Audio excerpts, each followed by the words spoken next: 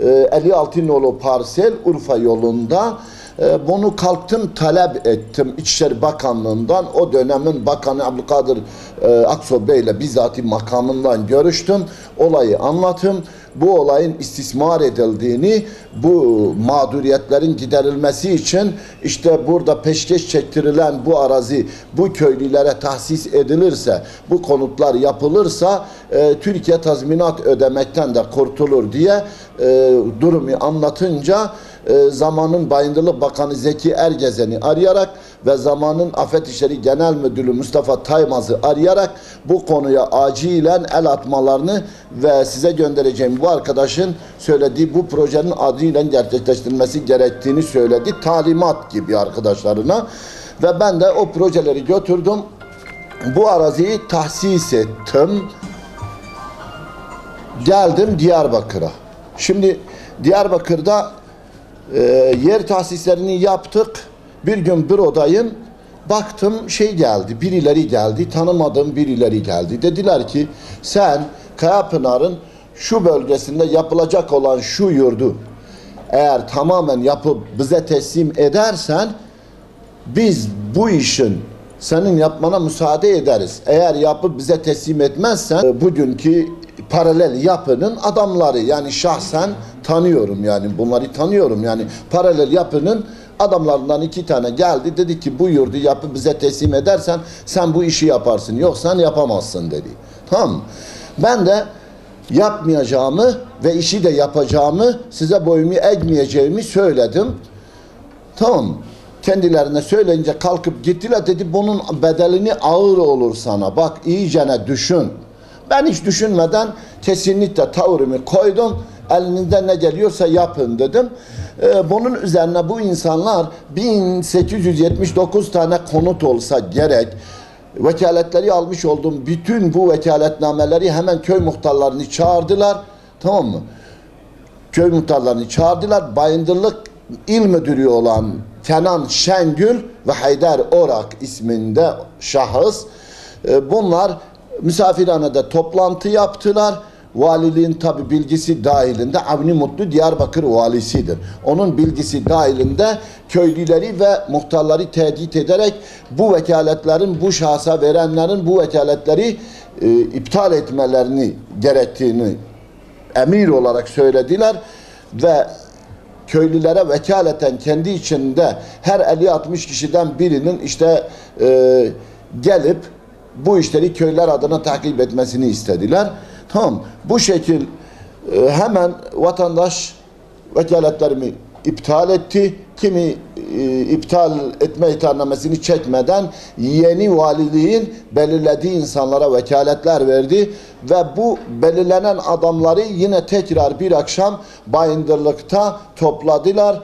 Orada o gece 1879 tane konutun yapılması için yaklaşık konut başı 5'er milyardan, kimisi 6'şer, kimisi 7'şer milyardan 13 trilyon para toplatıldı. Ben bunların içine bir tane arkadaş, elemanımı gönderdim. Bunları orada kameraya aldırttım. Tamam. Kameraya aldırttığım için sonra bu bilgi onlara sızılıyor. Tabii bütün işleri benden aldılar. Bir anda kendimi yerle bir edilmiş vaziyette gördüm. Bunu yapan paralel yapının Diyarbakır sorumluları ve bunun başında Avni Mutlu vardır. Ben hemen valiliğe gittim. Vali Bey, Avni Bey'le gittim. Ondan sonra görüştürmediler.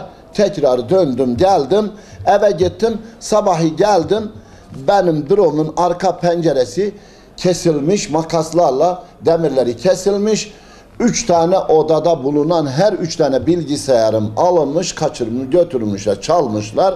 Ben ondan sonra çağırdım, emniyeti çağırdım. Bak burada, emniyetin tuttuğu ifadeler, bak şurada. Hepsi bunlar, gördüğünüz bütün bu dosyalar. 3 tane bilgisayarımı götürdüler. Yani köy konutlarıyla ilgili olan bütün bilgi belgeleri, tamam mı? Kişilerin köy listeleri falan şu bu hepsini bilgisayarlarla birlikte çalıp götürdüler.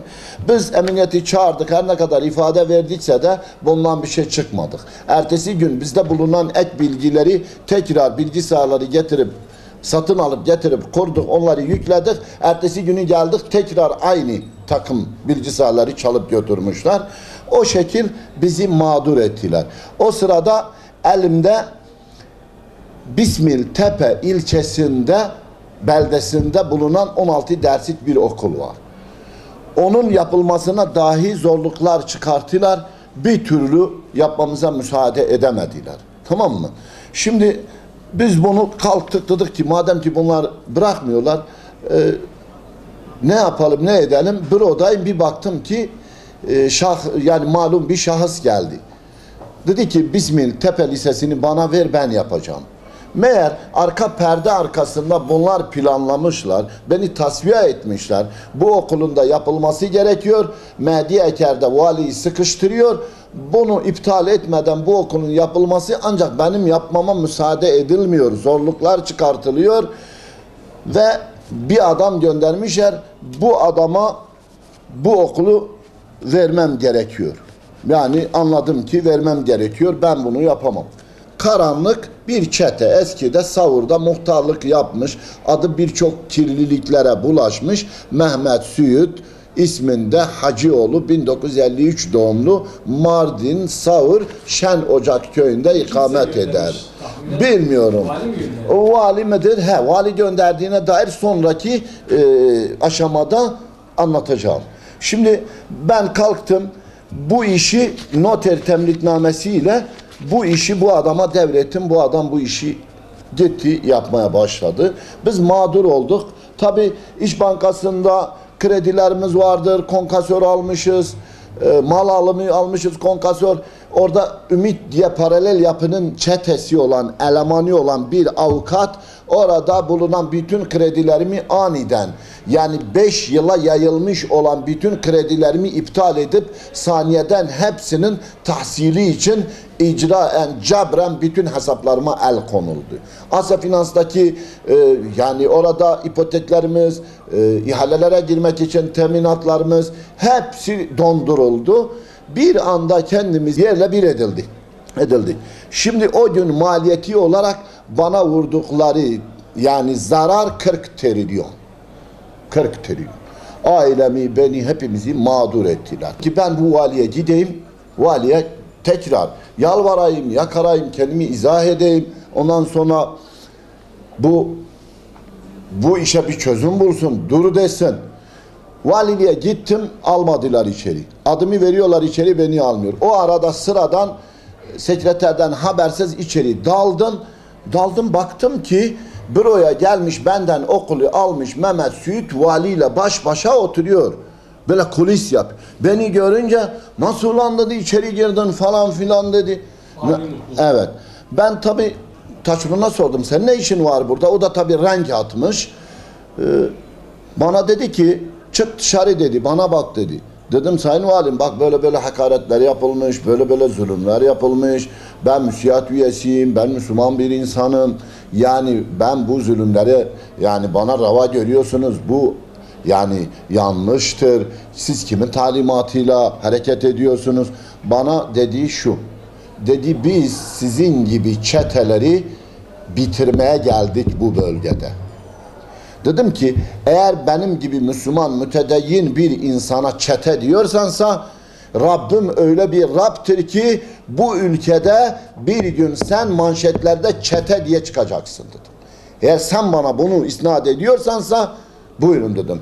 Elimdeki evrakları dedim. Ben 30-40 dönüm arazi hibe etmiş, devletin aleyhinde davalar açmış, Avrupa Birliği, Avrupa İnsan Haklarına gitmiş olan vatandaşlarını caydırıp ondan sonra haklarının verilmesi için bu projeleri yapmış, devleti bu kadar tazminattan kurtarmış biri olarak eğer sen bunları bana söylüyorsansa, Rabbim dedim bu ülkede bir gün seni çete, terörist diye dedim manşetlerde yazdıracak dedim ve böylelikle alıp beni dışarıya attılar.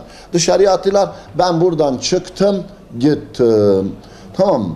Gittim, eczanede ilacımı aldım, eve gidiyorum, eczaneden çıktım. Avni Mutlu ile beraber olan yarım saat önce benim bu taşeronum, bir baktım ki üçlü bir şekilde, biri Bismil'de bir kaymakamın şoförüdür, biri bir karakol komutanıdır, bir de bu adam. Tamam, Mehmet Süit. İlk kurşunu kendisi sıktı. 17 tane kurşun sıktı. İlk 2 tane kurşun bak şuradan almışım.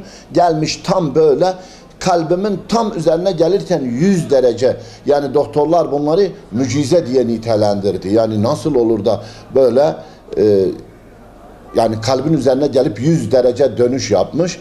Tabi dalaklarıma denk gelmiş. Dalağımı ondan sonra kaldırıldım. Kaçtım tabi. Bağırsaklar elimde, kaçıyorum. 2 kilometre böyle kovaladık. Karakolun kapısında bu yapılıyor. Bak şurası evim, burası karakol.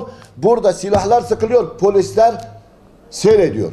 Karakoldaki bütün polisler de o günün hepsini tanıyorum. Hepsi de paralel yapının insanları. Bak 50 defa şey vermişim. Yani ifade vermişim. Hanımımla birlikte kaçırılmaya çalışıldık gece. Yani ben olayın detayına giremiyorum. Sadece özet olarak geçiyorum. Ve vuruldum. Uzun süre mağduriyetler yaşadım. Böylece ondan sonra bu olaylar böyle gizli kaldı. Ben fakülteden... Olay yapanların sonucu ne oldu? Hiç kimse yakalanmadı. Ben avukat... Üçü de hiç kimse yakalanmadı. Baroyu aradım. Hiç kimse bana avukatlık yapmıyor.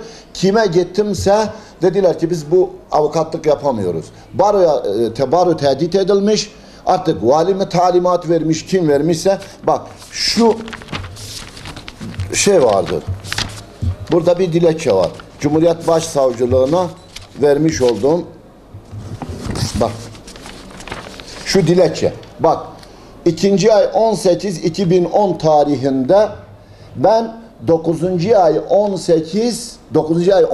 2009 tarihinde valilikteki kameraları incelesinler.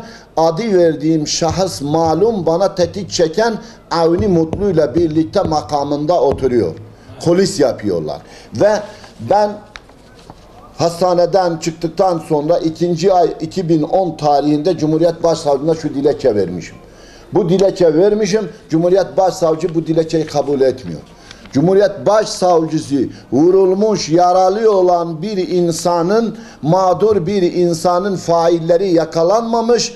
Hiç kimse ona avukatlık yapmıyor ve böylece 1 yıl boyunca tehdit altında evimden çıkamadım. Mağduriyetler yaşadım. Neyim varsa mal varlığıma ondan sonra icralar gönderdiler. 4 tane dükkan, 17 tane dairemi sattılar. Aldılar, götürdüler haksız yere. Evet. Bana dedi ki ben bu davayı almıyorum. Kayda almıyorum. Beni aşıyor. Siz Cumhuriyet Savcısısınız. Bu dava nasıl sizi aşar? Ve tekrar bunu dolaştırdım. Orada geçittim. Bir nöbetçi Cumhuriyet Başsavcısı geldi. Ben bunu ona uzattım. Bu evrağımı kayda aldı ve talimat verdi. Bu davanın araştırılmasına, bu şahısların tutuklanmasına diye. Tamam mı? Sonradan bu dava 3 nolu ağır cezada duruşmasına başlanıldı. Tamam mı? O gün bugün bu dava orada 21-22. celese olarak taluk yapılıyor ve bu mevcut olan failler yakalanmamış, halen de dava devam ediyor ve bunu da ne yaptılar biliyor musunuz? Bunu bana tetik çeken bu adamların alacak verecek meselesi diye toplumda, gazetelerde iş adamı alacak verecek meselesinde vuruldu diye bütün gazetelerde piyasaya da böylece servis ettiler. Ve vurulduğum zaman da Bayındırlık İl Müdürlüğü'nde 13 trilyon milletten haksız yere topladıkları parayla yurtlar yapacaklar. Bu Avni Mutlu işte bu adam. Bu adamlar arabamın içerisindeki o CD, o kartı alıp onu da beraberine o dosya elimde bilgi belge olarak olan dosya hazırlanmışım. Yarın saat 5'te başbakana bunu bizzati mecliste sunacağım. Gideceğim. Ne pahasına olursa olsun başbakanla görüşeceğim. Diyarbakır'da böyle yolsuzlukların olduğunu, tamam mı? Toplumu siz birilerinin ondan sonra oyuncağı olmaktan, birilerinin kullanmasında kurtarırken başka paralel bir yapının, başka acımasızca olan bir yapının kucağına düşürüyorsunuz diye raporlar yazmışım. Başbakan'a gideceğim ve bunlar istihbarat beni takip etmiş ve beni vurdukları zaman bu belgeyi de alıp götürdüler. Böylece o gün bugün bana Diyarbakır'da yaşam hakkı kalmadı. Ben bir yıl eve kapandım. Her gün evim etrafında toplanıyorlar. Hastanedeyken hastanede ranzada beni vurmaya çalıştılar. Ben yeni ameliyattan çıkmış dikişlerimle yan olarak kendimi atıp tuvalete kaçtım. Çocuğuma ondan sonra hemen telefonda elimde çağrı attım, kapıdaydılar, geldiler. Biz ranzada beni vurmak isteyen adamı da yakaladık, polis çağırdık, polise teslim ettik. Nitekim bu da götürdüler kapıda, bunu da serbest bıraktılar. Tamam. İşte olay bu. Ben sadece bu işin bir tane dosyasını anlattım. Çünkü anlatılmayacak derecede boyutta mağduriyetler yaşattırmışlar bana. Tamam mı? Ben sadece bu işin bir boyutunu anlattım. Bu olayın azmettiricisi Avni Mutlu'dur ve ben Diyarbakır'da bana yaşam hakkı bırakmadılar. Ben kalktım. Ondan sonra zaten hiçbir şey kalmamıştı. İcra yollarıyla bütün her şeylerime el koymuştu. Banka kredilerime el koymuştu. Kalktım, kaçtım, geldim Bingöl'e. 5-6 senedir burada 2010'dan bu yana Bingöl'de yaşıyorum. Burada mağdur edilmiş bir kişi olarak diyorum ki davacıyım. Ve eğer avukatlar bu konuda bize yardımcı olurlarsa ben bizatihi Avni Mutlu'nun duruşmasında mağdur tanık olarak katılacağım.